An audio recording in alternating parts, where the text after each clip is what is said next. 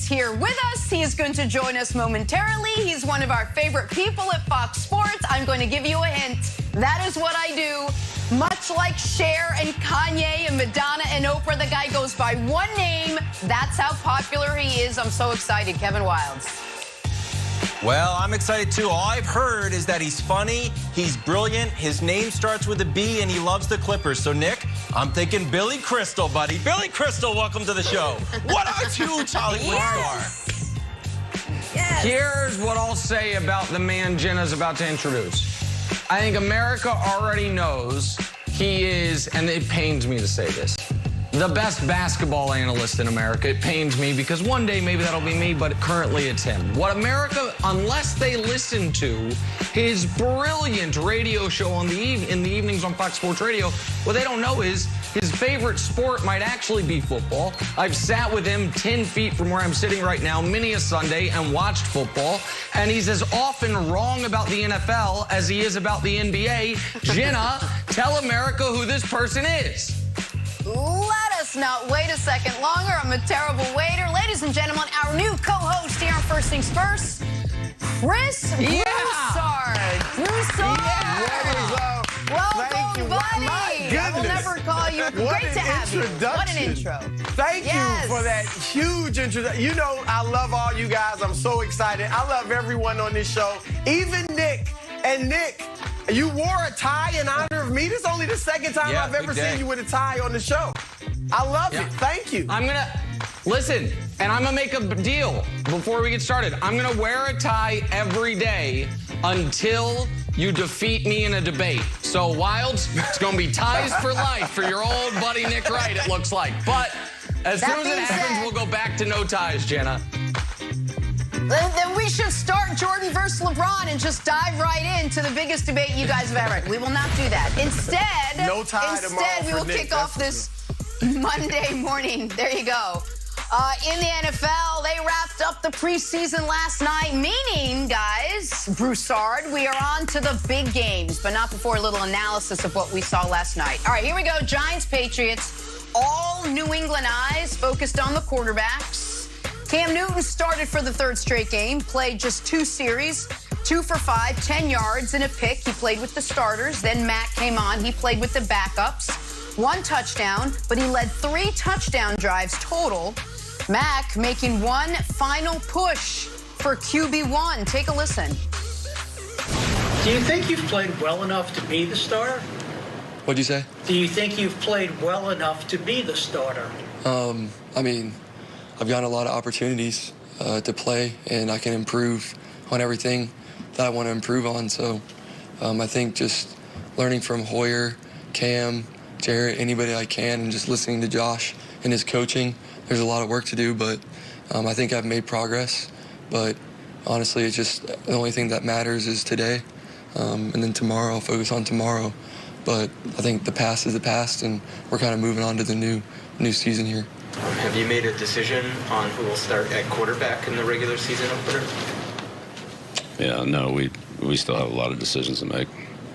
What are you hoping to see in the next couple weeks of practice, Bill, before that first game from the quarterback position to help you make that decision whenever the time comes? Yeah, well, we'll be focused on preparing for Miami, so that's what we'll do. We should mention the reason you did not hear from Cam last night. Cam was not made available to the media. But Broussard, let's start with you. Which quarterback deserves to be the Patriots' Week 1 starter, Cam Newton or Mac Jones? All right, I look at this quarterback competition like a heavyweight championship fight, which means that the opponent has got to win, or the challenger has to win decisively to get the decision. If it's close, if it's a tie, even if the challenger may have a slight advantage, you still go with the incumbent champion because he has to get beat decisively. And in this race, it's been very tight. You saw the numbers. We could make an argument that Mac Jones has actually outplayed Cam in the preseason. But remember, of course, he's played more than twice as many possessions as Cam has. He's played against lesser competition than Cam has. So with that said, right now, if I'm the Patriots, I'm starting Cam Newton. All right, and there are a number of reasons why I say this. One is that Cam looks like in the preseason, what you read about in training camp, like he's been better. Like he's got a better grasp of the offense. He's throwing the ball better. He looks better in the few little preseason series that we've seen him in. And remember, last year, he played well. He was 2-1. He was a yard away from having the Patriots at 3-0 if they maybe win that game against Seattle.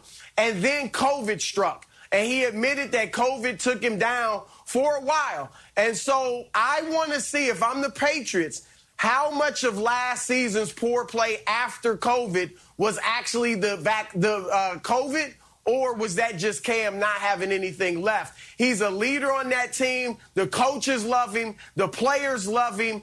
And it's an easy transition from Cam to Mac Jones if Cam struggles. It's a tough transition from Mac to Cam if the rookie struggles. I don't expect the Cam to keep it the whole season, but I would give him the start, Nick.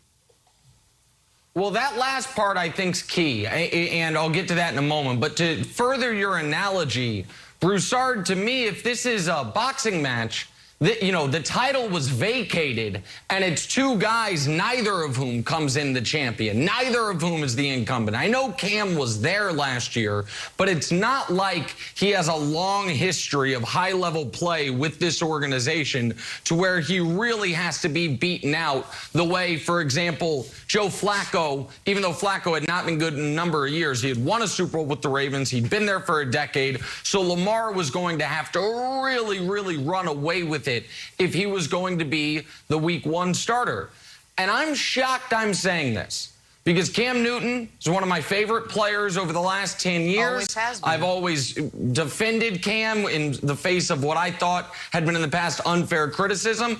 And I've never been that high on Mac Jones. When we were talking about him going 3rd to the Niners, I thought it was an absurdity. I don't know that I see star quarterback in Mac Jones' future.